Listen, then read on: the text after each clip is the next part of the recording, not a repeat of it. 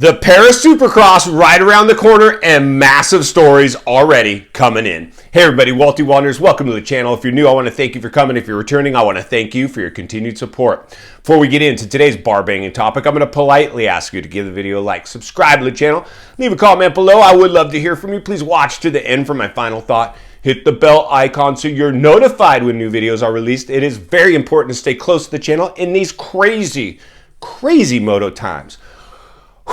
Crazy is the understatement of the day, my friends. This moto season is unleashing insanity. I think it's because we're finally reopened from the crisis and everything is moving in hyperspeed. It was like a yawner during lockdowns, all that stuff, like empty stadium racing and just craziness.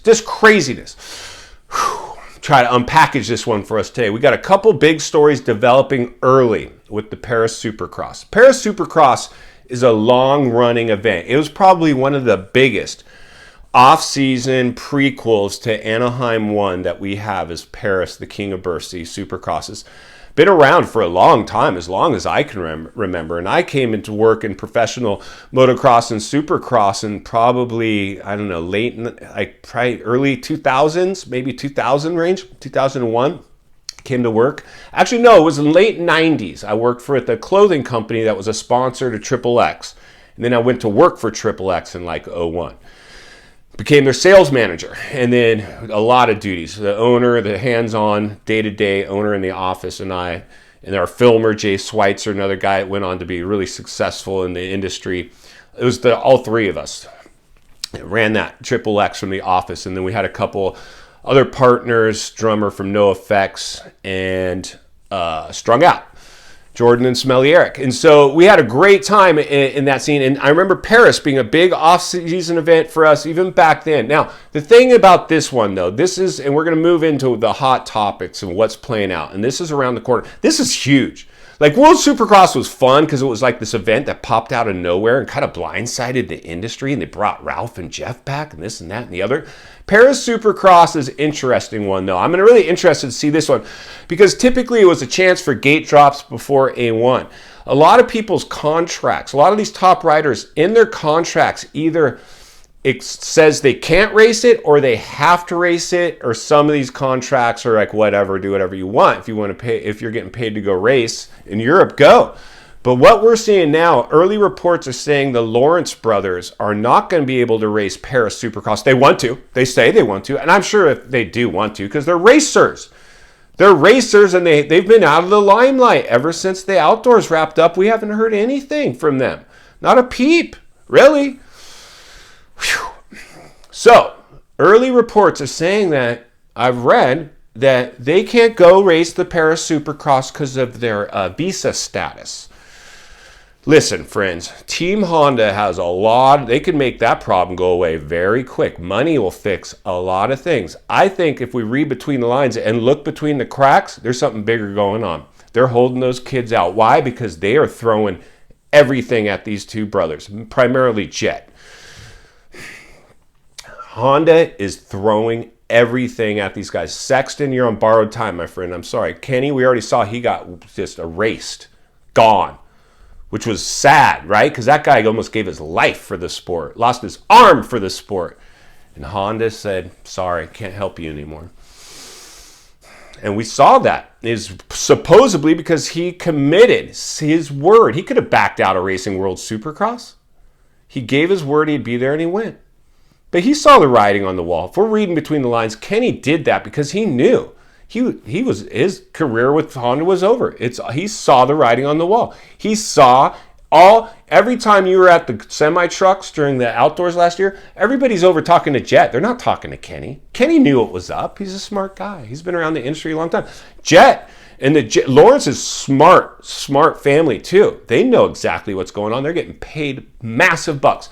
I think they're getting blocked. I think Honda is doing the same thing to the Lawrence brothers as they did to Kenny, saying, we don't want you to go race these off-season events.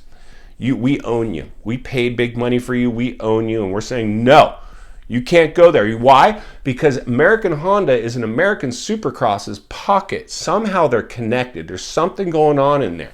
We're going to expose it this season too. I'm here to blow the lid off of a lot of things because it's not only what you guys need, it's in fact what we all deserve. We need to know the truth of the politics.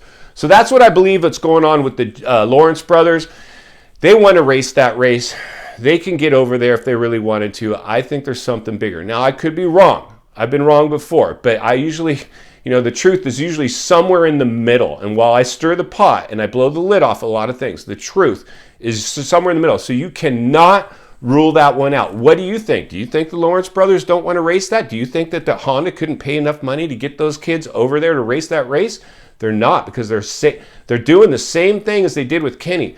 They're trying to keep these kids just on ice until the main Supercross season unfolds, and they're prepping them. They're throwing if it doesn't work out with the Lawrence brothers, Honda is a massive trouble. Massive trouble.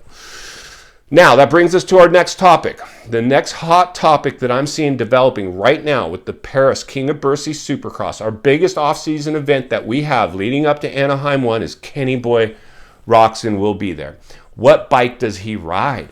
Will he announce a new ride? Will he show up on the same bike that he rode in World Supercross? I think so. I'm pretty sure. If you know, leave it in the comments below. I believe we'll see Kenny on the same bike. He looked good on that bike in World Supercross. And listen, Tomac's going to be there. All the heavy hitters will be at King of Bercy at the Bercy Supercross. There might be a few sitting out, like the Lawrence brothers, and there'll probably be a handful of others that aren't going to go because either contracts are stipulating they can't, but they're going to lie to us and tell us some BS why they're not going, that they want to be there, but they can't. Kenny Boy Roczen, this is big. This is massive, and don't make no mistake about it. Kenny is talking to every single manufacturer out there right now, practically except Honda. Not talking to Honda, I can guarantee you that one. At least not American Honda. The realities are Kenny's going to go to King of Bercy, and I anticipate Kenny is going to be a podium guy at King of Bercy. Now, we're going to have more contenders, not just Eli there. I think we're going to have Anderson and Muscan, and there's going to be a lot of other heavy hitters there. This will be a big test for Kenny. But this is a big story because nobody's career is teetering on a razor's edge more than Kenny. A star that big right now is basically in the lurch. This one's going to play out in a big way. I'll continue to come to you guys, report on it, blow the lid off of all the topics as they unfold, because it's not only what you guys want, it's in fact what you deserve. If you appreciate the content, I want to humbly ask you to give the video a like, subscribe to the channel, leave a comment below. I would love to hear from you. Social media link is in the description of this video if you'd like to contact me there. And if you enjoyed this video, another video will be coming into your screen shortly. I know you're going to enjoy, and there's an easy subscribe icon for your convenience. Also, take a look at the promotional link, WEBULL, offering free stocks to my viewers. Take advantage of those if you'd like as well. And as always, thank you for your time. Don't go over the bars today. I will see you on the next video.